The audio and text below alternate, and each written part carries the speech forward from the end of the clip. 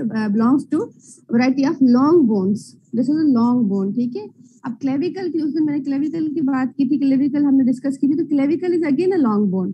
ठीक है. It has some other characters. It is a long bone, only long bone which is placed horizontally. Clavicle है. ठीक है. तो ये भी लॉन्ग बोन है. अब जब लॉन्ग बोन की बात करते हैं तो इट हैज टू एंड्स. ठीक है. And one shaft.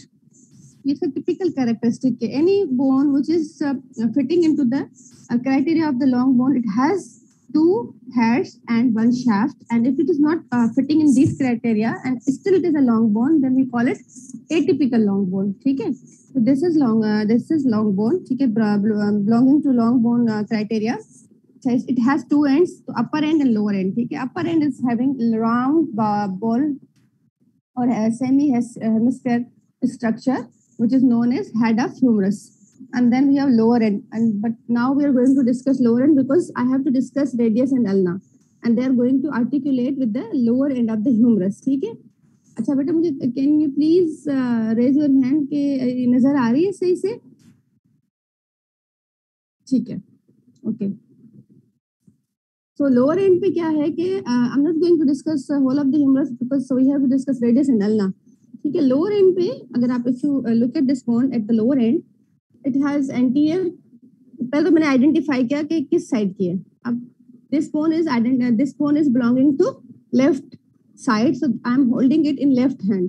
So if you are asked to hold a bone, means we are thinking that you are holding it in corresponding side. Sometimes we are not asking के side determine करें, but we are asking you कि आप इस bone को kindly take a bone and hold it. तो hold it का मतलब या take a bone का मतलब ये होता है कि you have to hold it in your corresponding hand. If it is belonging to right hand, आप जैसे बोन हाथ में लेंगे जल्दी से इसको आइडेंटिफाई करेंगे.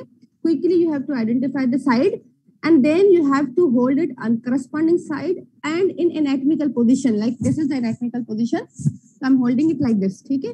तो lower end पे हमारे पास on the anterior surface we have a groove or depression. This depression is known as coronoid fossa. Fossa कहते हैं जो depressions होते हैं. ठीक है.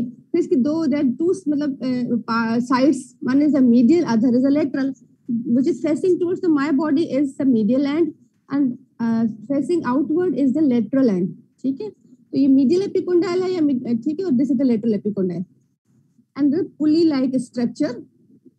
ठीक है. pulley like structure को हम जो medial side पे है is called as trochlea, और जो lateral side पे इसको हम कहते हैं capitulum. ठीक है. And trochlea and capitulum, they are going to fit in with the ulna and radius and to form the elbow joint. ठीक है. Ulna and radius are actually both are participating in a elbow joint, but only radius is participating in the wrist joint. ठीक है. So anteriorly we have coronoid fossa, posteriorly we have olecranon fossa. ठीक है. This is the larger जो है ना depression, olecranon fossa, and this olecranon fossa, the olecranon process of the ulna will fit. ठीक है. और in coronoid fossa, the coronoid process of the ulna will fit. ठीक है. तो आपको ये लोअर एंड समझ में आ गई, क्योंकि हम लोग इसके बाद अल्ना और रेडियस के डिस्कस करके इसमें फिट करेंगे उनको. So now we have this bone which is called as ulna. ठीक है.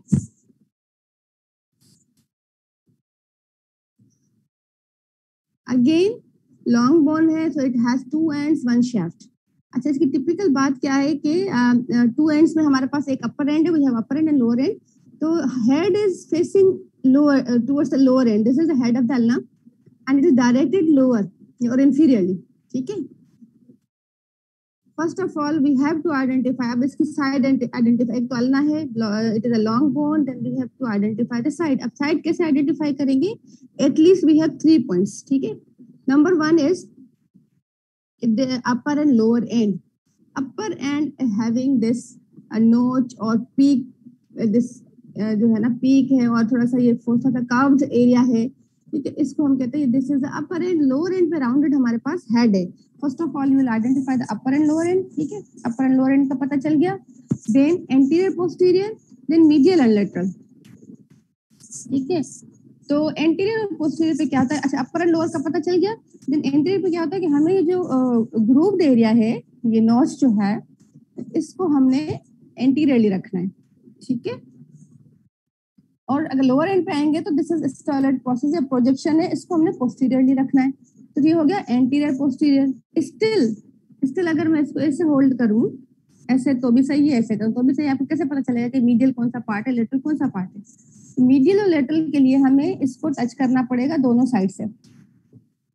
जब टच करेंगे तो हमें एक शार्प सा बॉर्डर फील होगा। This sharp border is actually interosseous border और medial border, sorry lateral border, ठीक है। ये जो बोन है ना, ये this bone is lying medially, ठीक है। ये हमारे हैंड में 2 बोन्स होती हैं, यहाँ फोर आर्म में वी हैव 2 बोन्स, ह्यूमरस 1 होती है, अपर आर्म में हमारे पास 1 बोन है, in the forearm we have 2 bones, radius and ulna.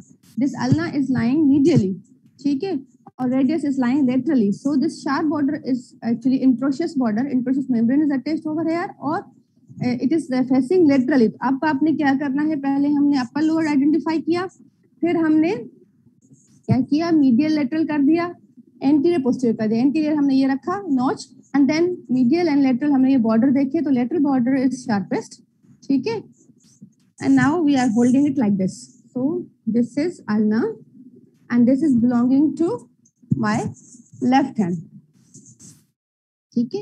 ये हमारा मेरे लेफ्ट हैंड की बोन है, इस तरह से पता चला कि ये लेफ्ट हैंड की है, ठीक। Now the parts of the ulna, upper and पे हमारे पास ये जो दो हमारे पास ये प्रोजेक्शंस हैं, जो अपर प्रोजेक्शन है इसको कहते हैं ओलेक्रोनन प्रोसेस, जो अभी मैंने कहा था कि ओलेक्रोनन फोसा ऑफ द ह्यूमरस में फिट होगा during the elbow joint. Even हम लोग इस ओलेक्रोनन प्रोसेस का जब आप ये ऐसे फ्लेक्स करते हैं तो ये जो आपको फील होता है यहाँ पे बोनी एरिया, दिस इज ओलेक्रोनन प्रोसेस, ठीक है, एल्बो पे। If you flex your elbow, you can feel this bony area, and this is subcutaneous. You can easily feel this.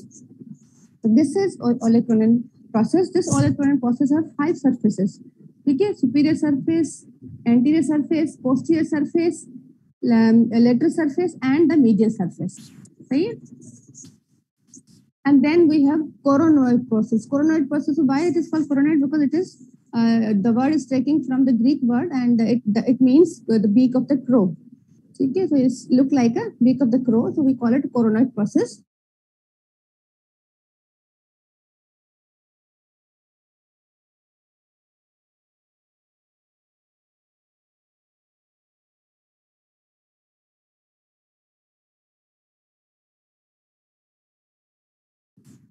And both of these are actually like क्या होता है कि when you are extending your जो है ना elbow, so this olecranon process is fitting into the olecranon fossa of the humerus like this. Okay, when you flex your elbow, this coronoid process is going to fit into the coronoid fossa like this. देखिए coronoid fossa है and it's coming like this. So that's why I was explaining the lower end of the humerus, and these are actually moving over this pulley like trochlea and capitulum, ठीक है। ये इस तरह से trochlea के ऊपर usually ये देखें, ये ट्रोक्लिया ना, ट्रोक्लिया पुली लाइक स्ट्रक्चर इस तरह से मूव करते हैं।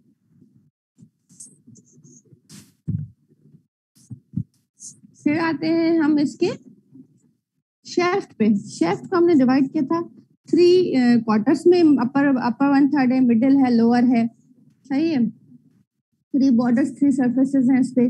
कौन कौन से बॉर्डर हैं इसमें हमारे पास? अगर हम अल्ना को लें तो हमारे पास लेटरल बॉर्डर है, ठीक है। ये हमारे पास जो है ना, एक तो पोस्टीरियर बॉर्डर है, लेटरल बॉर्डर है, मीडियल बॉर्डर है, ठीक है। देन एंटीरियर सरफेस है और लेटरल सरफेस और पोस्टीरियर सरफेस है। लोअर एंड पे इसका हेड है, स्टाइलॉइड प्रोसेस है, ठीक है। एक चीज मैं ऊपर अपर एंड पे बताना भूल गई, there is a facet for radius, तो यहाँ पे सुपीरियर रेडियोल्नर जॉइंट बनता है इस तरह से, ठीक है। Head of the radius is going to fit over here and superior radioulnar joint is formed. ये कुछ इस तरह से बन के ये ऐसे एल्बो जॉइंट बनाते हैं,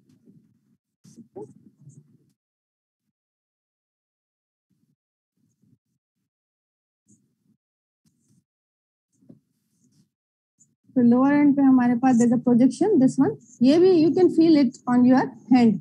ऐसे आकर कर रेस्ट तो करो और ये देखो, ये आपको बोनी एरिया फील हो रहा है ना, ये हेड ऑफ द अल्ना है, ठीक है। यहाँ पे बिल्कुल बहुत प्रोमिनेंट सा फील होता है, दिस इज सबक्यूटेनियस, आपका फील होगा ये अल्ना है। तो अल्ना का ओलेक्रानन फोसा यहाँ पे बड़े आराम से आपको फील होगा when your elbow is flexed and और अराउंड द ये जो रिस्ट है यहाँ पे you can feel the head of the ulna.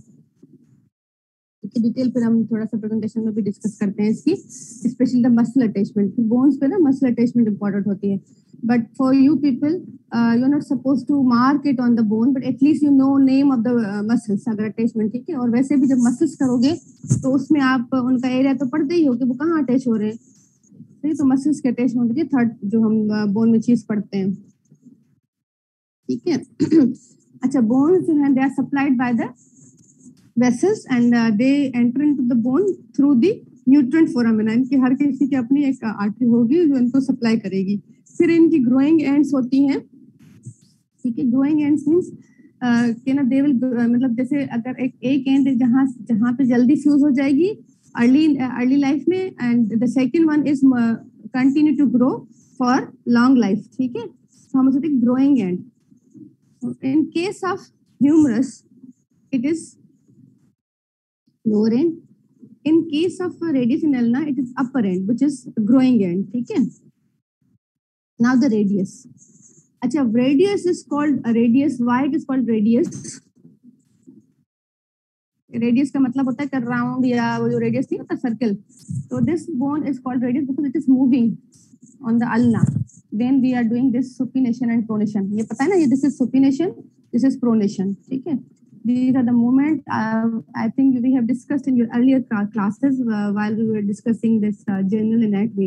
But still, if you are not knowing, then you can know that this is the flexion of the elbow joint, this is the extension of the elbow joint, this is what this is supination. But supination pronation is taking place not these are not taking place at the elbow joint, they are taking place at the radioulnar joint, ठीक है। जो हमारे पास shoulder joint है, it is typically elbow joint, it is typical hinge variety. Hinge means there is only movement on one axis, या तो extension होगी या flexion होगी। तो simply it is a hinge joint, but this is superior and inferior radioulnar joint.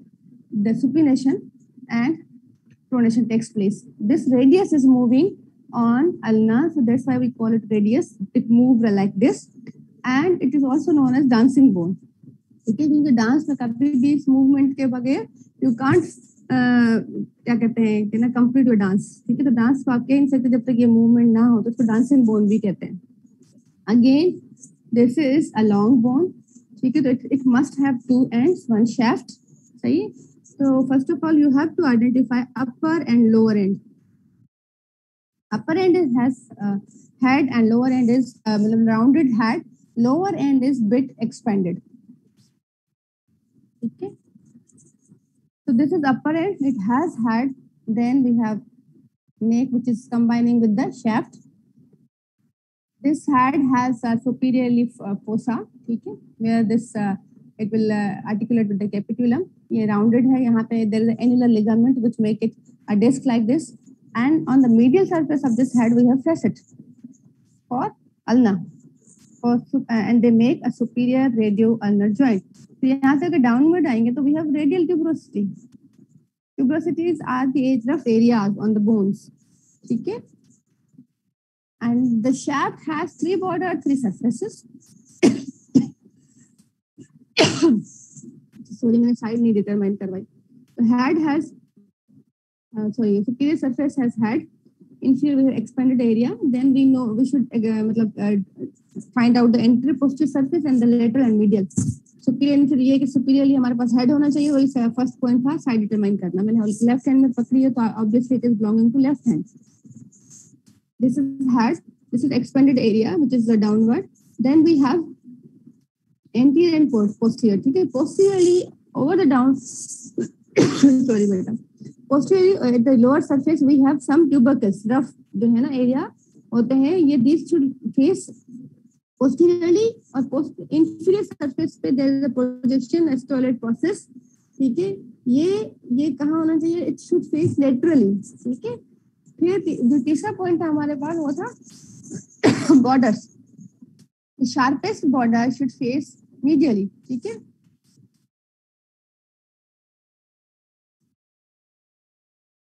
बेटा अपनी videos of रखे वरना फिर मैं रिमूव कर दूंगी मीटिंग से, ठीक है। sharpest border is actually medial border, ठीक है, इट फेस मीडियली। अब क्या हुआ, हेड राउंडेड है, एक्सपेंडेड है, then lower end पे we have tuberosities and tubercles, they should face posteriorly, ये जो tuberosities and tubercles they should face posteriorly, तो हमारे पास anterior posterior surface आ गई। then this sharpest border जो है it face medially, ठीक है। then we have identified this the side of this bone, तो हमारे पास से पता चल गया कि this is belonging to left hand, ठीक है। हेड हो गया, हेड के बाद नेक था, फिर हमने कहा tuberosity है, देन सरफेसेस एंड बॉर्डर्स थे, तो एंटीरियर सरफेस है हमारे पास, मीडियल एंड पोस्टीरियर सरफेस है। तो लोअर एंड पे क्या होता है कि एक इंफीरियर सरफेस दी आ जाती है। अच्छा, उसके साथ साथ ना थोड़ी लेटरल सरफेस भी है यहाँ पे, जहाँ पे आके actually head of the ulna articulate करेगा। तो ये इस तरह से कुछ ये मिलके दोनों जॉइंट बनाते हैं। In between these two we have the introosseous membrane, the sharpest border of these both of the bone are known as introosseous border, because the introosseous membrane is going to attach over here। ठीक है, अब इसके बाद मैं ना presentation start करती हूँ, फिर भी आपको कोई क्वेश्चन होगा तो ले लेंगे।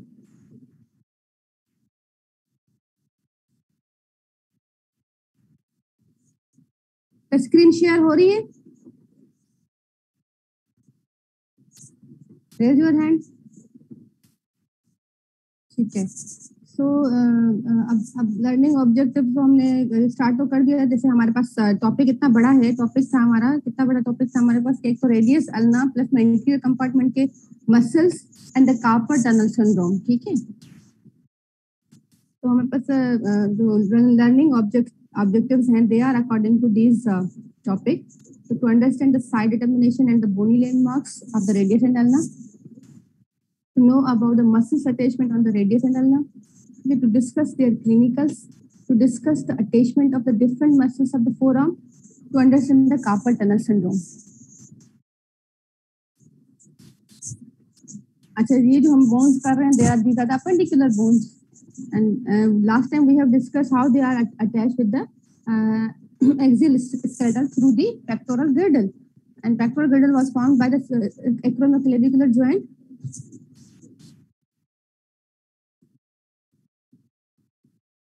ये सेना क्या इशू है बेटा आपका?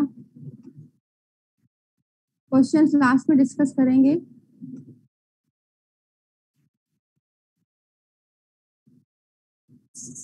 आवाज नहीं आ रही है?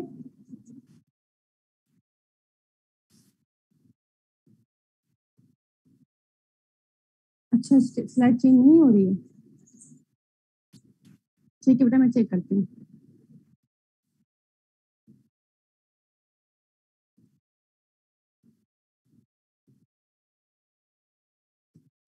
diagram which shows actually the different bones of the upper limb, how they are attached with the axial skeleton. Radius का हमने थोड़ा सा डिस्कस कर लिया था कि this is the lateral bone of the forearm. It is a type of long bone, has an upper and lower end and a shaft. We have already discussed. Okay. Upper end has a disc-shaped head, lower end is expanded, and external head has a styloid process. Medial border is sharpest, जो इसकी actually mean जो वो है discuss करने वाली बातें, how to determine the side. तो पहले you have to identify the upper and lower end, then you have to identify medial and lateral part, and then the posterior and anterior surface. So upper end is disc-shaped head, lower end is expanded and has a styloid process. Medial border is sharpest, तो means the sharpest border face medially, ठीक है। lower end पे tubercles से, these tubercles lie posteriorly or face posteriorly, ठीक है। तो फिर side determine हो जाएगी। अगेन मैंने ये शो भी की थी आपको कि टू मतलब राइट एंड लेफ्ट, ये actually anterior and posterior view of the same जो है ना रेडियस है। ये पोस्टीरियर जो है ना, ये tubercles है। This is anterior view, smooth है, and this is a posterior view where you can find these rough areas, ठीक है।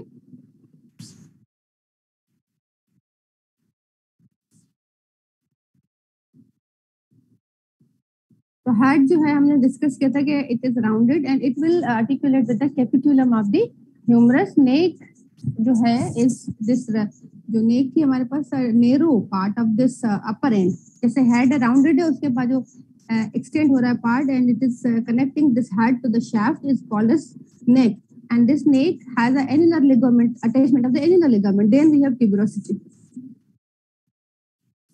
शाफ्ट पे हमारे पास 3 borders, 3 surfaces, anterior, posterior border, medial interosseous border. ठीक है, posterior border, anterior surface, posterior surface, lateral surface, 3 surfaces. अगर आपको अभी नहीं समझ आ रही तो फिर ग्रॉस में फिर डिस्कस, जब फिजिकल क्लासेस होंगी तो इंशाल्लाह फिर डिस्कस करेंगे. ठीक है, अच्छा. This diagram is actually showing the different part of the bones. ये राइट रेडियो अल्ना का इंटीरियर व्यू है. This was the olecranon process, this is the trochlear notch. ठीक है, वो जो पूरा हमारे पास एक बन रहा था ना नॉच, उसका नाम था ट्रोक्लियर नॉच. ठीक है, this is the coronoid process, this is the head of the humerus, also radius, head of the radius, shaft of the radius, shaft of the ulnar notch, and these are the stolid processes.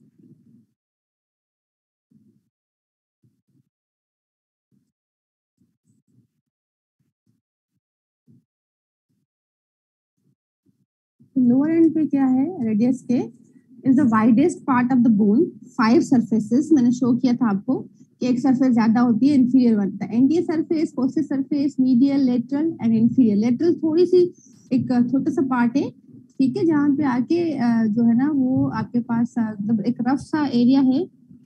और medial surface जो है ना छोटा सा part है, जहाँ पे आके हमारे पास अल्ना अटैच होती है मीडियल पार्ट पे. ठीक है, मीडियल एक ट्रायंगुलर एरिया है medial surface, and inferior surface where the wrist joint is formed. तो wrist joint में क्या होता है कि radius is participating in the wrist joint, ulna is not participating in the wrist joint. So weight transmitting bone में हमारे पास आती हैं. कार्पल बोन के बाद जो wrist joint में करेंगे ना, उसके बाद आती है radius, not ulna, then humerus, then clavicle. ठीक है, अगेन स्केपुला भी इतनी नहीं आती है, सिर्फ ये ज्वाइंट आता है एक्रोमियो जो है हमारे पास क्लेविकुलर ज्वाइंट है. तो बेसिकली वेट बेयरिंग बोन हमारे पास radius, humerus and then clavicle. अब आप कहेंगे अपर लिम्ब में कैसे वेट बेयर होगा, कोई चीज उठाएंगे तो उसका वेट होगा, या आप हाथों पे गिरते हैं तो अगेन वेट ट्रांसमिट होगा.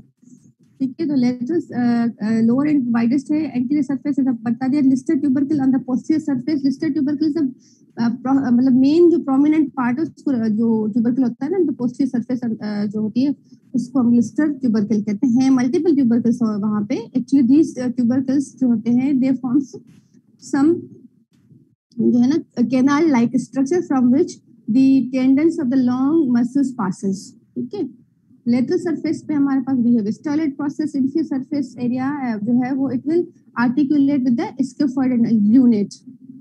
ठीक है, तो स्कैफोल्ड एंड ल्यूनेट के साथ मिलके they will form a wrist joint.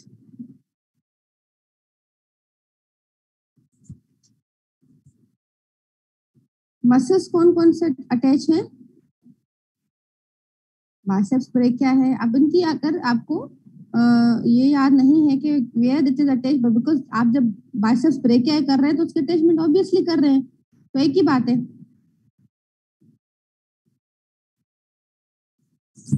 ठीक है, या तो आप उसको अटैचमेंट को मसल्स के साथ याद रखें या बोन के साथ रखें, याद तो करनी है ये. ठीक है, तो बाइसेप्स ब्रेकिया है कहाँ पे, inserts on the radial tuberosity, supinator है, inserted into the upper part of the lateral surface. अच्छा, प्रीवियसली हम बोन्स पे मार्क करवाते थे कि एग्जैक्टली कहाँ और किस तरह हो रहा है, but right now we are not going to discuss these attachments. बस आपको पता होनी चाहिए, या ये पता होना चाहिए एटलीस्ट कि इस पे कौन कौन से मसल्स अटैच है. एरिया नहीं पता तो ओके. तो बाइसेप्स ब्रेकिया है, सुपिनेटर है, प्रोनेटर टीरीज है, ब्रेकियोलर रेडियलिस है, प्रोनेटर क्वाड्रेटस है, flexor digitorum superficialis है, flexor pollicis longus है, abductor pollicis longus and extensor pollicis brevis. अब जब आप फोरआर्म में आते हैं तो फ्लेक्सर्स यूजुअली मतलब आपको सारे एंटीरियर पे मिलने चाहिए और एक्सटेंसर आपको पोस्टीरियरली मिलने चाहिए. ठीक है, and interosseous membrane attach to the interosseous border. अगर इनके अटैचमेंट आप देखें तो हमारे पास supinator inserted into the upper part of the lateral surface, pronator जो है inserted into the middle of the lateral surface, brachial radialis जो है inserts into above the stolid process, pronator quadratus and inserted into the lower part of the anterior surface. The digitorum superficialis originate from upper part of the anterior border, flex the pollicis longus take origin from the upper 2/3 of the anterior surface. Abductor pollicis longus arises from the posterior surface. Extensor pollicis brevis, ये फिर posterior के हैं compartment के, ठीक है, is attached to the posterior surface, सही है.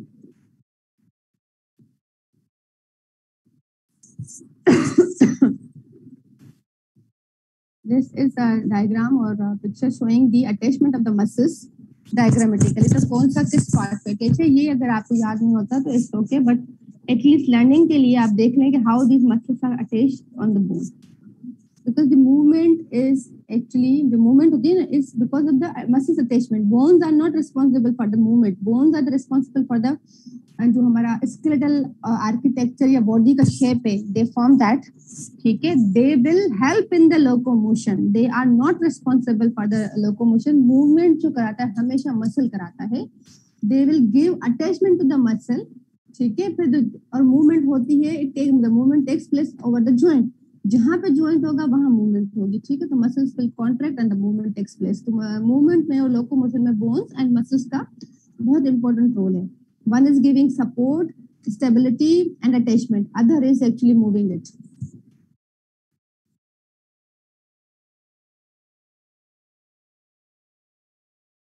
ठीक है. ये डोर्सल एस्पेक्ट्स पे कौन कौन सा अटैच है? बाइसेप्स अराइज तो अपर पार्ट से हो रहा है, ह्यूमरस से, और वहां से हो रहा है और आके इंसर्ट हो रहा है यहाँ पे, ठीक है. तो कुछ अराइज हो रहे हैं, कुछ इंसर्ट हो रहे हैं, तो both are included in the muscle attachment. तो ये डायग्राम्स आपको बुक्स में नजर आएंगी. अब हम लेबलिंग नहीं कराते मसल्स की, तो इसकी डिटेल में भले आप ना जाएं, याद नहीं होती तो इट्स ओके. सिर्फ यू शुड लर्न कि हाउ दे आर अटैच्ड, पता होना चाहिए, ठीक है. But we are not going to ask you how mark the muscles attachment. Previously करवाते थे, अब नहीं करवाते, ना आपसे नहीं करवाएंगे एटलीस्ट. जैसे क्लिनिकल एनाटॉमी में जो रेडियस है उसकी बहुत इंपॉर्टेंट है. एक तो Coolidge fracture and Simas fracture. ये कूलीज फ्रैक्चर क्या है कि जब आप अगर नीचे आप डायग्राम जो फिगर बनी हुई है ना उसको देखें कि how the hands are directed, ठीक है. How the hands are directed, कौन सा हैंड जब आप हाथों पे आउट स्ट्रेच हैंड्स पे जमीन पे गिरते हो, if your palm is towards the surface और फ्लोर तो होगा Coolidge fracture. If your dorsum of the hand is towards the floor, ठीक है, तो होगा हमारे पास सिमस फ्रैक्चर. ये बात समझ में आई आप लोगों को कि व्हाट इज दिस जो लोअर एंड के फ्रैक्चर है ये होते कब हैं? They actually takes place when you fall on over, जब हाथों पे गिरते हो ओवर स्ट्रेच्ड हैंड. तो कभी आप सीधे हाथ पे गिरे, मतलब यानी your palm is actually directed towards the floor, तो हमें होगा Coolidge fracture. And if your dorsum is directed towards the floor तो होगा सिमस फ्रैक्चर. यानी कि जो लोअर आपकी एंड है उसका जो फ्रेगमेंट है, स्पेशली एक का फेस होगा डायरेक्टेड, मतलब अगर आप पाम की तरफ हो तो आउटवर्ड हो जाएगा, अगर आप डॉर्सम में हो तो वो इनवर्ड मूव कर जाएगा, ठीक है. हम कहेंगे ये कूलीज है, ये सिमस है. इनका डिफरेंस भी यही है.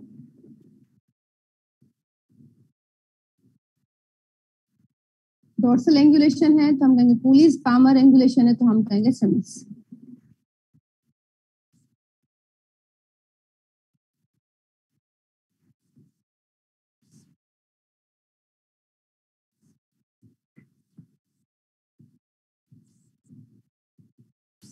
अच्छा, पुल्ड एल्बो क्या होता है? पुल्ड एल्बो ये होता है कि when we take a baby और चाइल्ड फ्रॉम हैंड, उसको रेस करते हैं with the hand, hold jerk की तरह खींचेंगे ना ऊपर हाथ पकड़ के. तो अगर आपको याद हो, अक्सर जो बड़े कहते हैं कि भाई हाथ से उसको बच्चे को खींच के ना उठाओ. So if you pull the hand of the baby and you raise the baby with pulling the hand, so usually there is subluxation of the head of the radius due to sudden powerful jerk on the head of the child may be dislodge the head of the radius from the annular ligament. होता क्या है ये देखें, इस diagram में थोड़ा show होगा, ये देखें this one, if you take a child or pull a child with hand or raise a child with their hands, ठीक है, with his or her hand, ठीक है. अगर बच्चों को आप हाथ से खींचोगे तो usually there is a subluxation of the head of the radius.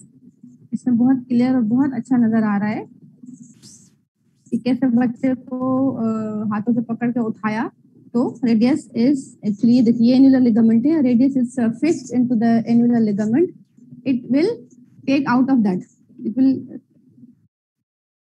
Remove from the annular ligament, और हम इसे कहते हैं सबलेक्शन या डिसलोकेशन कहना चाहिए था एक्चुअली, पर पूरे ज्वाइंट के डिसलोकेट नहीं हो रहा ना, because there are the two bones और मेन तो हमारे पास अल्ना है, तो हम इसको सबलेक्शन कह रहे हैं, ठीक है, डिसलोकेशन नहीं कह रहे, because only the head of the radius is move from its place, ठीक है, otherwise it is actually dislocation, पर डिसलोकेशन इसलिए नहीं करेंगे, it is found by the two bones, तो अभी स्टिल द एल्बो जॉइंट जो है ना is at its place because of the ulna.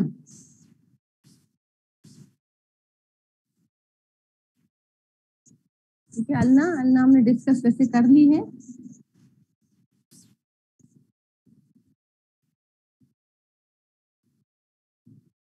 वही ulna is one of the two bones in the forearm, lies majorly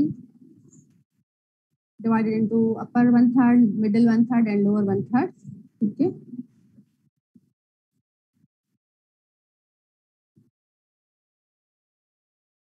ये हम देख चुके हैं कि प्रॉक्सिमल एंड पे हमारे पास क्या है, ये ट्रोक्लियर, दिस इज ट्रोक्लियर नोच, ये जो आपको ये सी शेप नजर आ रहा है ना, curved area, this is trochlear notch, okay, और ये जो ये चोंच जो है, this is actually coronoid process and this upper part is olecranon process.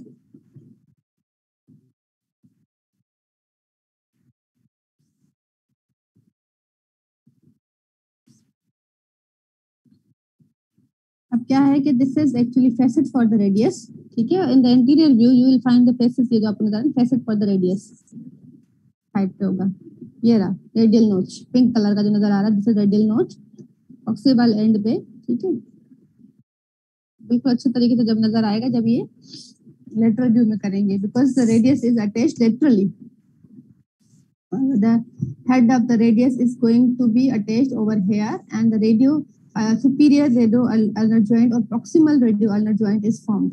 A main ligament of the this is annular ligament, main जो ligament है वो annular ligament है, which is attaching this both of these bones together. annular का मतलब होता है round ligament, ठीक है, पूरे head को rounded करता है। There are proximal radio ulnar joint. The ulna articulates with the radial head at the proximal radio ulnar joint.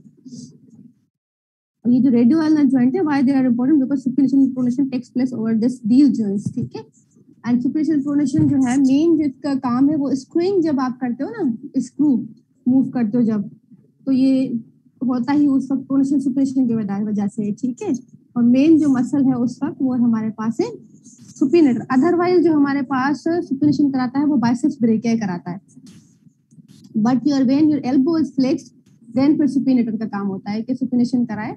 Screwing जब करते हैं तो एल्बो आप देखोगे फिक्स होगी, अगर आप एल्बो को एक्सटेंड कर रहे हो then supination is by the biceps brachii. ये ट्रोक्लियर नोच मैंने उसका बताया था आपको, सी शेप जो नजर आ रहा है,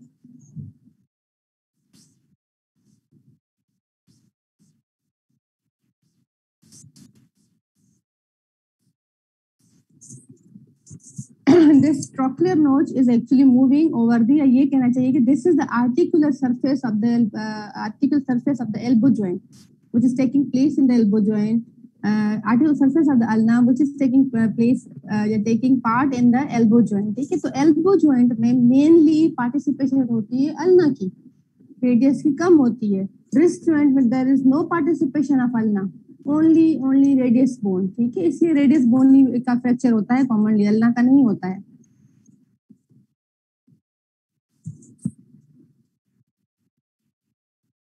अच्छा, इन बिटवीन में बता दो, एक मैंने ह्यूमरस अभी आपको दिखाई दी ना, तो ह्यूमरस के साथ थ्री जो है ना नर्व्स जो हैं they are interacting with the humerus. Number 1 is the axillary nerve, ये सवाल आता है, which is rolling around the neck of the humerus, surgical neck of the humerus, then we have the radial nerve which is in the radial groove, ठीक है, या spiral groove में होती है। Third one is the ulnar nerve at the medial epicondyl. They are prone to be damaged at these areas. These are 3 nerves which are directly in contact with the humerus. and they can easily damage over these areas. तो ये सवाल आ जाता है कि there is a fracture of the spiral groove and which nerve is damaged, fracture of the epicondyle, which nerve is damaged. ठीक है. Radius वाला में यूजुअली क्या होता है कि ना आर्टरीज होंगी और नर्व भी हैं, आर्टरीज होते हैं, इस तरह से डायरेक्टली नहीं है. ठीक है. द ट्रोकुलर नोच of the articulate with the trochlea of the humerus. This is the trochlea of the humerus. ये पिंक कलर है. फिर जो ओलेक्रोनिन और मैंने कहा था ना कोरोनेट प्रोसेस, तो ये फोसा है, कोरोनेट फोसा. इसमें आके फिक्स होगा if you are flexing your elbow and if you are extending your elbow, तो ओलेक्रोनिन प्रोसेस जो है वो जाके ओलेक्रोनिन फोसा में फिट होगा.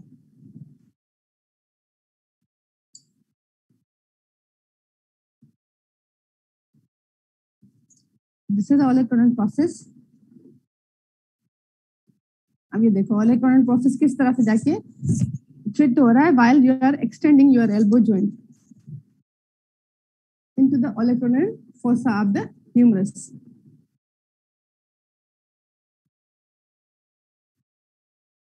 This is the coronoid process.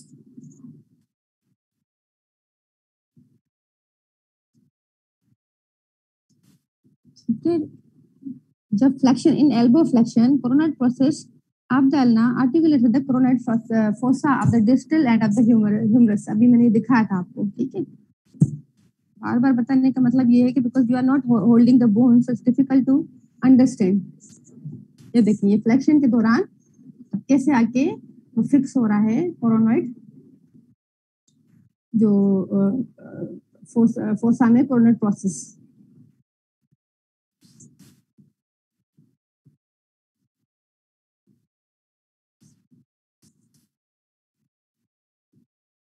Distal end है, smaller है. It helps to form the wrist joint, but it is not participating in the wrist joint. ठीक है, सपोर्ट कर रही है उसको, बट वेट ट्रांसमिटिंग बोन नहीं है. ये रहा डिस्टल रेडियोल्नर जॉइंट. ठीक है.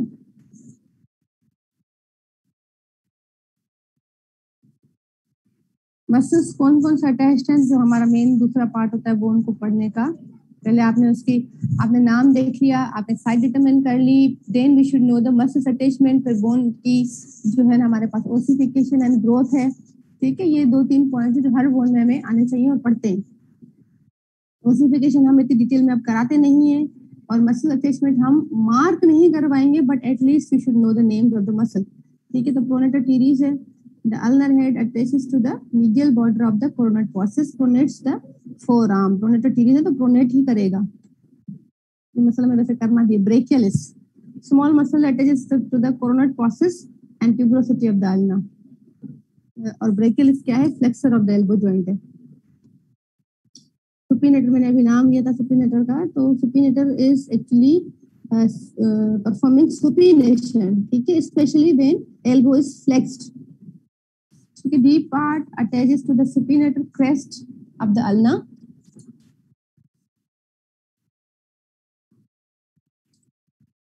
Okay, and tuberosity of ulna and supinator crest of the radius. Supinator crest is on the radius and ulna पे tuberosity है. ठीक है. Now the other part of our class is the muscles of the forearm. तो muscles of the forearm से पहले we should discuss the little bit about the compartment of the forearms. अब compartments का क्या मतलब होता है कि डिफरेंट जो है ना पार्ट बन जाते हैं फोर आर्म में, और these compartments are actually formed by the two bones. They are there, then there is a interosseous membrane. ठीक है. and the deep fascia of the forearm. So this deep fascia is sending intramuscular septation to divide this forearm into different compartments. ठीक है. anterior हम जिसे कह रहे हैं flexor compartment. Then this anterior compartment is again divided into what superficial and deep part. ठीक है. अब anterior compartment कैसे बनता है? posteriorly होती है interosseous membrane.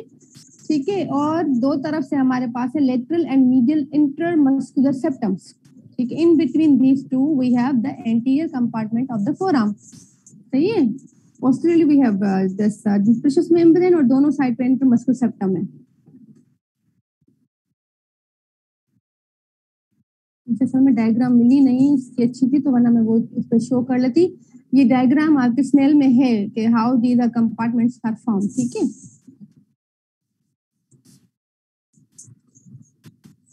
Interosseous membrane. What is interosseous membrane?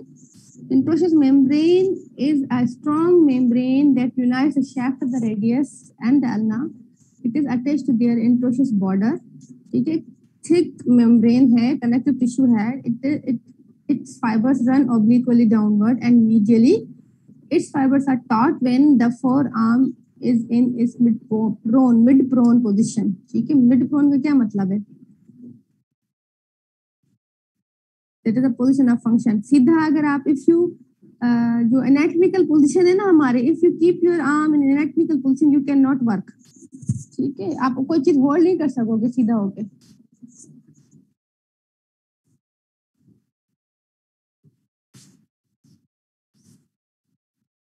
देखिए ये है, ये देखिए ये पोजीशन है, ये सुपिनेशन, ये है मिड प्रोन पोजीशन. ठीक है, इसलिए हम होल्ड करते हैं, यूजुअली हमारी यही होती है. अगर आप ऐसे करके रखोगे ना यूं करके हाथों को, तो यू कैन नॉट वर्क. और जब यूं करते हैं तो हम ये देखो ये स्क्रूइंग करते हैं या कोई चीज पकड़ते हैं तो हमारा हाथ इस तरह से होता है, तो इसको हम मिड प्रोन पोजीशन कह रहे हैं. सही है. इंटरस्टिशियल मेम्ब्रेन का क्या फंक्शन हो गया? एक तो हो गया it holds these two bones together. It provides attachment to the muscles. ठीक है, it actually provides passage to the vessels. और फिर हम इंटरस्टिशियल मेम्ब्रेन के थ्रू इन्फ्यूजन भी देते हैं. ठीक है, तो उसका कुछ काम है. एक तो दोनों बोन्स को होल्ड कर रही है, मसल्स को अटैचमेंट दे रही है. आगे अच्छा एक और काम ये कि सेपरेट्स या it forms the boundary between the two compartment. ये सारे काम इंटरस्टिशियल मेम्ब्रेन के हैं.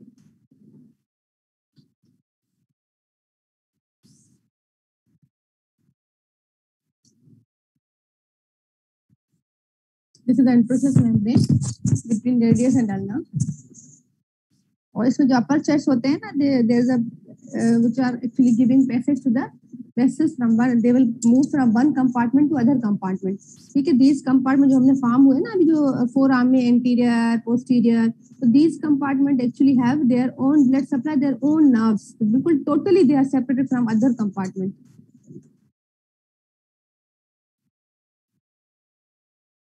कंटेंट क्या है हमारे पास एंटीफेशियल कंपार्टमेंट के? मसल्स हैं जो हमारे पास 3 उसमें हमने डिवाइड किया हुआ है उनको पार्ट्स में. नंबर 1 हमारे पास है superficial group consisting of the pronator teres, the flexor carpi radialis, the palmaris longus, the flexor carpi ulnaris. ये 5 मसल होते हैं. अगर हम अपने इसमें देखें ना, दिस इज द फोरआर्म, तो ये 5 मसल कुछ इस तरह से होते हैं. इस तरह आप अपना हैंड रखोगे, दीज आर 5 फिंगर्स. जो थंब है सबसे लेटरली वो होता है प्रोनेटर टीरीज. फिर हमारे पास आता है flexor digitorum, flexor carpi radialis. इस तरफ रेडियल है ना, फ्लेक्सर कार्पाई रेडियलिस. ठीक है, फिर तीसरे नंबर पे आता है पामरिस लॉन्गस. चौथे नंबर पे हमारे पास क्या आता है?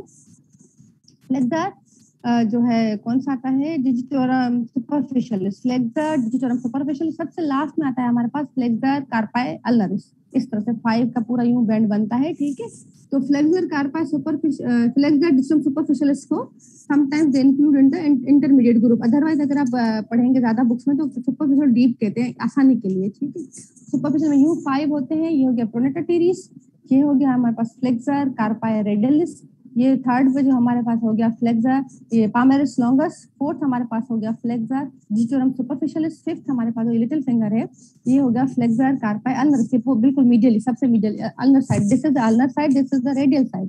ठीक है, अगर ऐसे करेंगे तो हमारे पास ये लेटरल सरफेस है, ये मीडियल. क्योंकि आप एनाटॉमिकल पोजीशन की बात करोगे, हाथ पहले किस तरफ भी मूव करो, तो anatomically the thumb are directed laterally. तो ये हमारे पास लेटरल सरफेस है, ये हमारे पास मीडियल सरफेस है. तो ये अल्नर है और ये रेडियल है. ठीक है,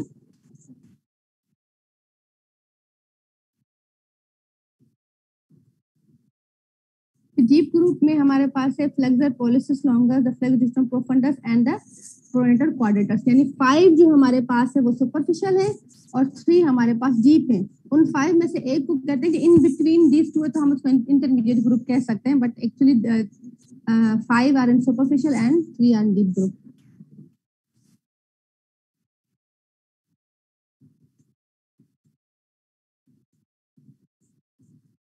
एंटीरियर कंपार्टमेंट की आर्टरीज कौन सी हैं? Radial artery and ulnar artery. जो मैंने अभी बताया आपको कि आर्टरीज हर कंपार्टमेंट की और नर्व्स अपनी होंगी. नर्व्स कौन सी हैं? It is a median nerve.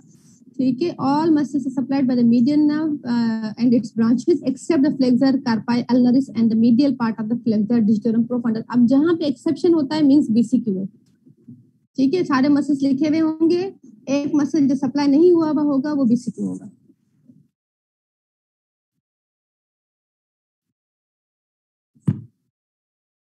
Flexor digitorum profundus का प्रोफंडस के ना 4 होते हैं एक्चुअली डिजिट्स, डिजिटोरम में डिजिट्स बनती हैं, डिजिट्स को सप्लाई करता है यानी फिंगर्स को सप्लाई करेगा, तो इसकी 4 डिजिट होती हैं। थंब जो है वो हमारे पास अलग है, जो पॉलिसिस हम बात कर रहे हैं सारे थंब के we have separate muscles, then we have 4 fingers. 4 fingers तो जो फ्लेक्सर डिजिटोरम प्रोफंडस है या सुपरफिशियल से इसकी 4 जो है स्ट्रिप्स होंगी जो 4 फिंगर्स की तरफ जाएंगी, तो इसलिए उसकी बात करें कि 2 मीडियल एंड 2 लेटरल है। तो हमारे पास फ्लेक्सर कार्पाई अल्नरिस नहीं सप्लाई हो रहे मीडियल नर्व से, बिल्कुल मीडियली पड़ा हुआ, और 2 मीडियल पार्ट जो है फ्लेक्सर डिजिटोरम प्रोफंडस का which are supplied by the ulnar nerve. Main nerve median है, सिर्फ इन 2 मसल्स के अलावा प्रोफंडस की भी 2 स्ट्रिप्स।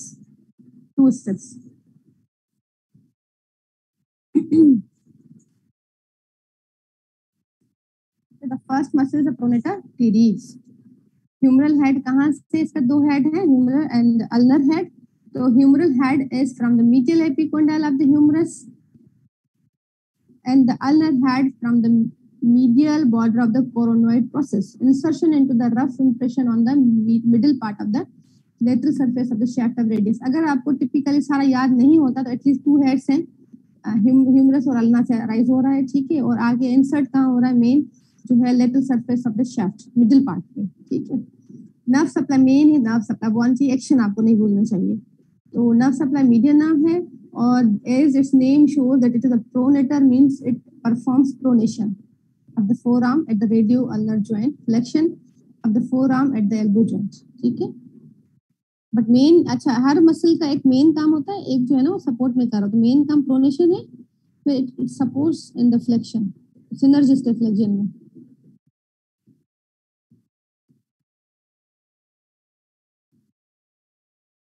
एक तो प्रोनेटर टीरिस है, एक प्रोनेटर क्वाड्रेटस है। क्वाड्रेटस था हमारे पास डीप ग्रुप में।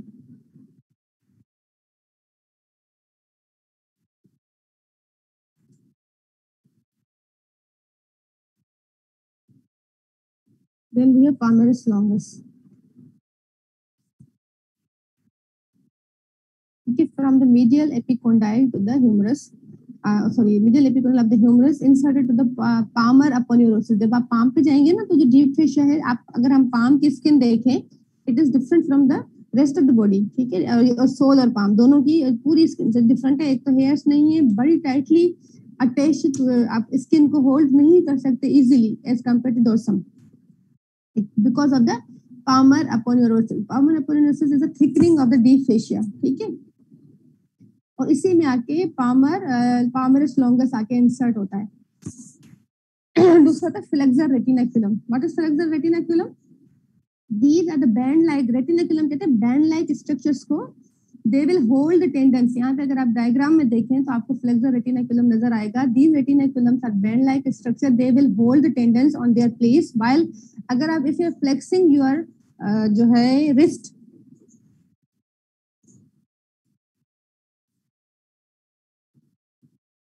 देखिए ये है ना, यहाँ पे फ्लेक्सर रेटिनाकुलम होता है, एक बैंड लाइक स्ट्रक्चर होता है। अब अगर हम ऐसे फ्लेक्स करेंगे ना, otherwise the tendon will pull out, ठीक है, तो टेंडन यहाँ से पुल आउट हो जाते हैं। This band keeps this tendons on their place. तो एक हमारे पास फ्लेक्सर रेटिनाकुलम होता है, एक हमारे पास एक्सटेंसर रेटिनाकुलम होता है। तो both are actually holding the tendons on their place and they are thickening of the deep fasciae, they are band like structures, ठीक है। तो पाम जो है, आप इसकी स्किन देखें, थिक है, you can not pinch it. तो यहाँ पे हमारे पास because this skin the deep fascia of this palm is thicken to form a palmar aponeurosis, सही है। और ये पामर अपोन्यूरोसिस के साथ ये जो क्रीज है ना, जो ये हाथ की लकीरें, यहाँ से this is attached with the palmar aponeurosis, ठीक है। How these are formed? तो ये these are formed by the attachment with the palmar aponeurosis, इसलिए यहाँ पे अटैचमेंट, ठीक, ये उसके साथ बिल्कुल एडहेरेंट है, तो ये इस तरह से बनती है। और यहाँ पे जब palmaris longus आएगा तो आके superficially this it will insert into this aponeurosis, superficially attach होता है। It has no bony insertion, मतलब बोन पे इंसर्शन नहीं है इसकी, ठीक है। नर्व सप्लाई इसकी है मीडियन नर्व। फ्लेक्शन जो है ये क्या कराएगा, फ्लेक्सर पर वीक फ्लेक्सर है एक्चुअली, इतना स्ट्रॉन्ग नहीं है। ये जो इसको थिकनिंग कर रहा है ना, ये यहाँ पे इसका ज्यादा अच्छा काम है।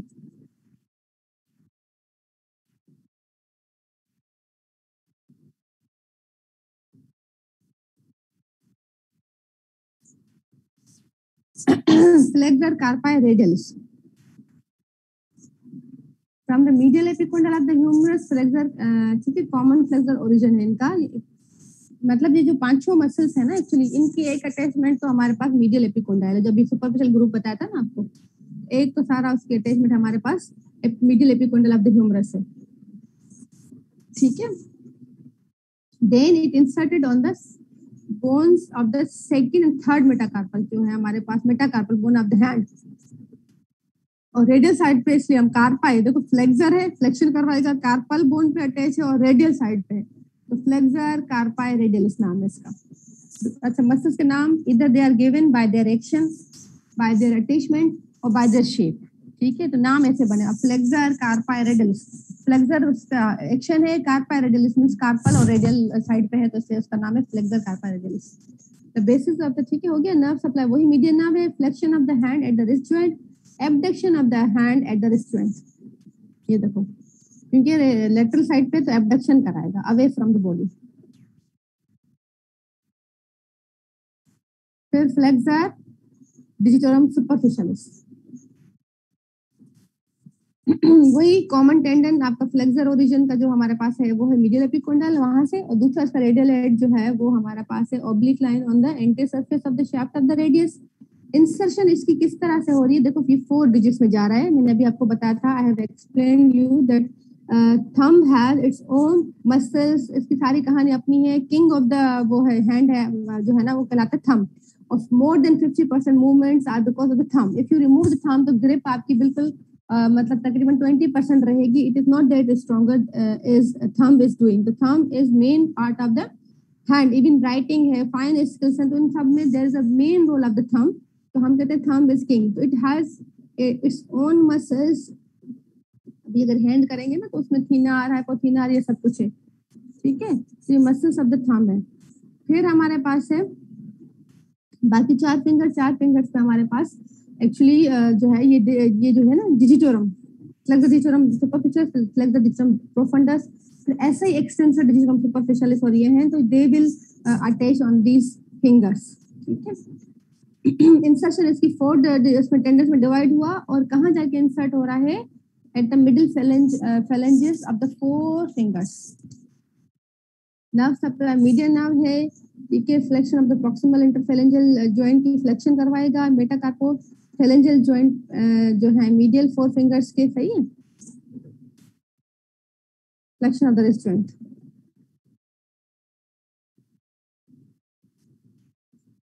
फिर flexor carpi ulnaris, again name shows that it is actually doing flexion, it is on the ulnar side and it is attached to the carpal bones, ठीक है। Again it has 2 ends, one end is arising from the common tendon from the medial epicondyle, ulnar head जो है from the medial aspects of the olecranon process and from the posterior border of the shaft of ulna। insertion इसकी जो है pisiform जो bone है and hook of hamlet पे है of the 5th metacarpal bone। Nerve वही आपके पास यहाँ पे, अच्छा अल्नर इसकी तो हमारे पास अल्नर नर्व है, डिफरेंट है, अल्नर इसकी अल्नर नर्व, ठीक है, ये याद कर लो। Flexion of the hand at the wrist joint, abduction, वो एबडक्शन करा रहा था कौन सा, रेडियलिस, ये एडक्शन कराएगा टुवर्ड्स द बॉडी।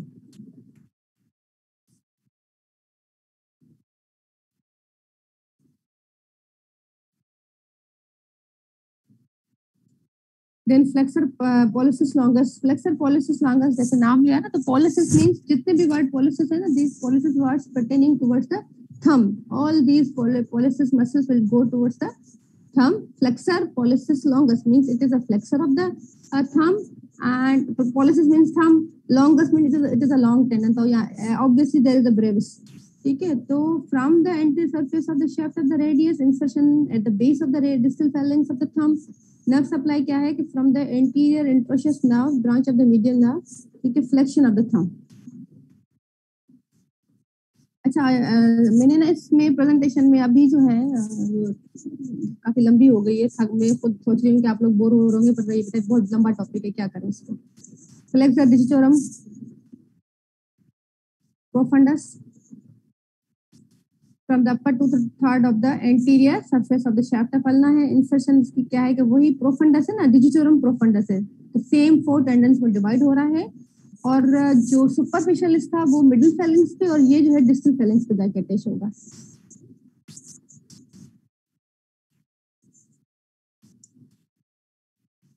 अच्छा इसके जो है ना lateral half is by interosseous में जो which is a branch of median nerve, और medial half is by the ulnar nerve. इसके एक्शन क्या है कि वही है flexion of the interphalangeal joints.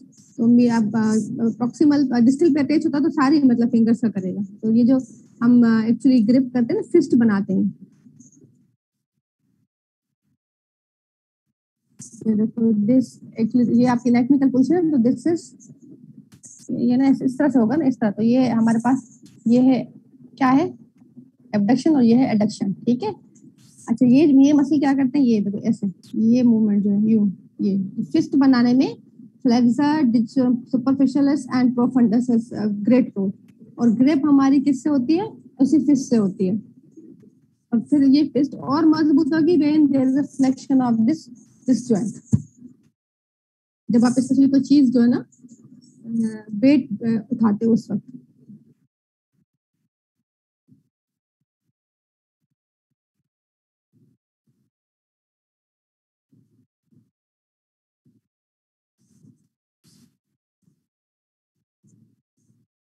Last not least pronator quadratus. Quadratus क्यों कह रहे हैं इसको, because its shape is quadrangular, ठीक है। प्रोनेटर मींस प्रोनेशन करवाएगा, shape is quadrangular, these two pronators unite and perform the pronation of the forearm, दोनों मिलके करते हैं, ठीक है। From the lower 1/4 of the anterior surface of the shaft of ulna and inserted into the lower 1/4 of the anterior surface of the shaft of radius।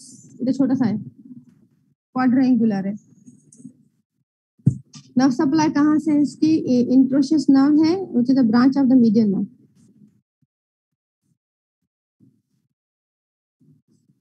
Last topic of this class is carpal tunnel syndrome.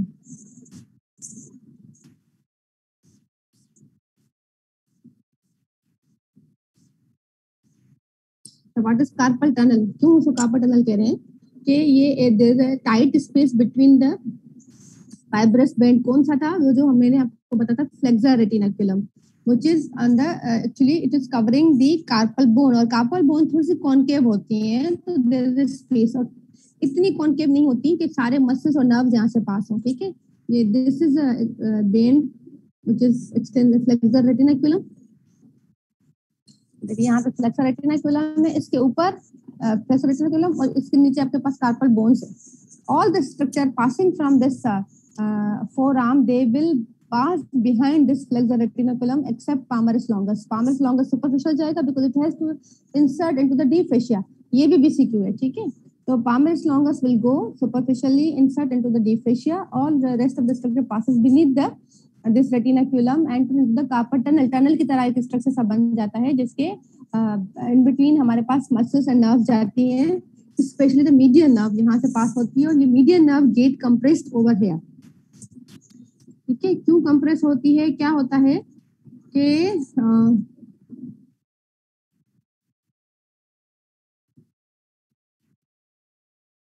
अच्छा ये जो median nerve है actually किसको supply कर रही थी, ये कर रही थी थंब को, index finger and the middle finger of the hand, ठीक है। ये जो लास्ट 2 फिंगर्स है they not supplied by the median nerve.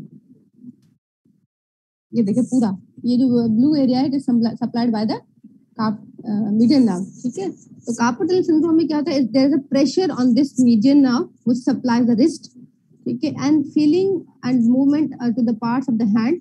It can lead to numbness, tingling, weakness, or muscle damage to the hand। अगर continue if you're not removing the cause, it may lead to the damage, permanent damage to the nerve, ठीक है। Initially there is a numbness, जो कहते हैं सुन्न हो रहे हैं मेरे हाथ।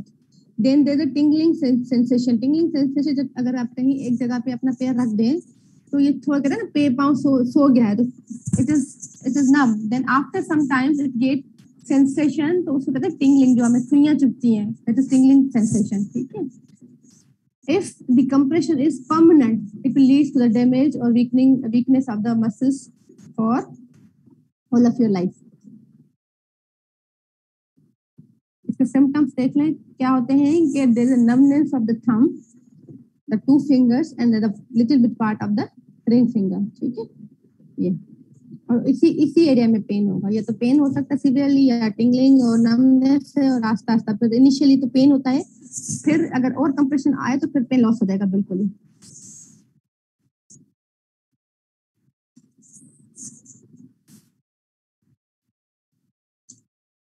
सिम्टम्स क्या है? Problem with the fine finger movements, ठीक है, कोऑर्डिनेशन इन वन और बोथ हैंड्स, जहाँ पे जितने अगर carpal tunnel is one hand का है तो फिर ये होगा, अगर बोथ का है तो फिर दोनों में होगा. Wasting away of the muscles of under the thumb, ठीक है. इन एडवांस्ड और लॉन्ग टर्म केसेस अभी बताया था जैसे कि if you are continue there is this compression is continue for long time then it leads to the damage and wasting of the muscles, ठीक है. ग्रिप में there is a loss of the grip.